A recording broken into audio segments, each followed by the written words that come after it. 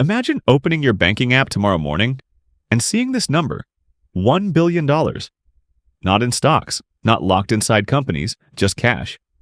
$1 billion sitting in your bank account. You could buy anything, private jets, islands, super yachts, entire sports teams. But here's the strange question. Could you actually spend it all? Because if you spent $10,000 every single day, it would take 274 years to run out. So today we're running an experiment. You get $1 billion. And we're going to see if you can spend it before this video ends. There are only a few rules. No investing, no gambling, no giving the money away. You can only spend it. Let's start. First, the money actually arrives. Your bank account now shows 9 zeros. Within hours, something interesting happens. The bank calls you, not customer support, a private wealth advisor. Because when someone suddenly controls $1 billion, banks start paying attention. They expect you to invest it, grow it, protect it. But you tell them something unusual. You're not investing, you're spending it. And we're starting right now. First purchase, a mansion. Not just any house. A $10 million oceanfront mansion. Glass walls, infinity pool, private cinema. For most people, this would be the purchase of a lifetime. But when we subtract it from the billion, you still have $990 million left. So let's fill the garage. A Bugatti Chiron, $3 million. A Lamborghini Revuelto, $600,000. A Rolls-Royce Phantom, $500,000. Now your total spending is about $14 million, which sounds enormous. But compared to $1 billion, it barely makes a dent. You still have $985 million sitting in the account. So clearly, we need to spend bigger. Let's move into billionaire territory.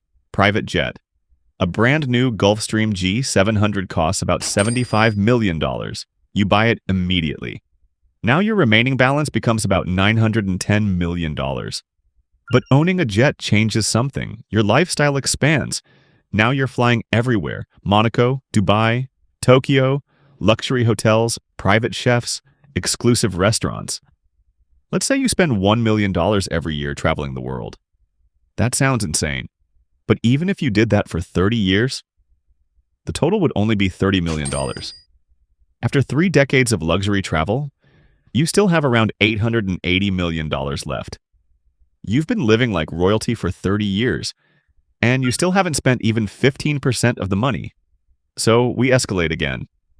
Let's buy something people associate with billionaires, a yacht. Not just any yacht, a super yacht. Something that looks like a floating luxury hotel. Price? About $120 million. Now your remaining balance drops to around $760 million. But here's something most people don't know. Buying the yacht isn't the expensive part. Maintaining it is.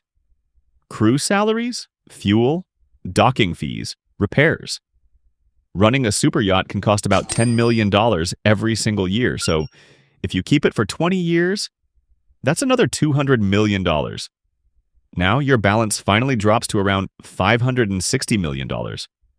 At this point, you own a mansion, several supercars, a private jet, a massive super yacht, and decades of luxury travel. And you still have more than $500 million left.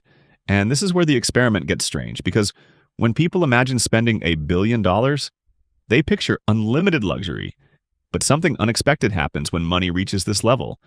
Most things people dream about buying aren't expensive enough. So let's try something even more extreme. You buy a private island, somewhere in the Caribbean, white sand, crystal clear water, palm trees. Price?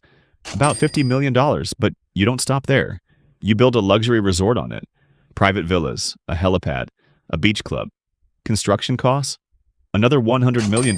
Even after building your own island paradise, you still have about $400 million left. Your life now looks like something out of a movie. You fly guests to your island. Entrepreneurs, celebrities, politicians. And yet, the number in your bank account still feels enormous. So we try something massive. Buying a professional sports team. But here's the problem. Major sports teams are unbelievably expensive. The average NBA team is worth over $3 billion, which means your $1 billion isn't even enough. So instead, you buy a smaller sports franchise. Price. about $300 million. Now we're finally getting somewhere. Your remaining balance drops to about $110 million. After everything you've bought, you still have over $100 million left. So let's add one final luxury purchase. A New York penthouse overlooking Central Park. Floor-to-ceiling windows. Private elevator. Panoramic skyline view. Price. About $70 million. After everything, you finally start approaching the end of the billion. But here's the surprising part. Even after buying mansions, jets, yachts, islands, resorts, and sports teams, it still took an absurd amount of spending to get here. And this reveals something fascinating. $1 billion is extremely difficult for our brains to understand. Here's a way to visualize it. If you spent $100,000 every single day, you could keep doing that for 27 years, every day, without stopping. Only then would the billion finally run out. That's the difference between a million and a billion. A million seconds is about 11 days. A billion seconds is more than 31 years. Which explains something important about the ultra-rich. Most billionaires don't actually focus on spending money. They focus on owning assets, businesses, platforms, systems. Because once wealth reaches that level, spending becomes almost irrelevant. The real power comes from controlling the machines that create money. So could a normal person spend $1 billion in their lifetime? Yes. But only if they tried extremely hard. You would need multiple mansions, private jets, yachts, islands, sports teams. And even then, it could still take decades, which makes the next question even crazier, because some people aren't worth $1 billion, they're worth $50 billion, $100 billion, even $200 billion. So the real mystery isn't spending the money, it's this. How do people accumulate that much wealth in the first place? Because the richest people on Earth don't just spend money, they own the systems that create it. And that's exactly what we're breaking down in the next video.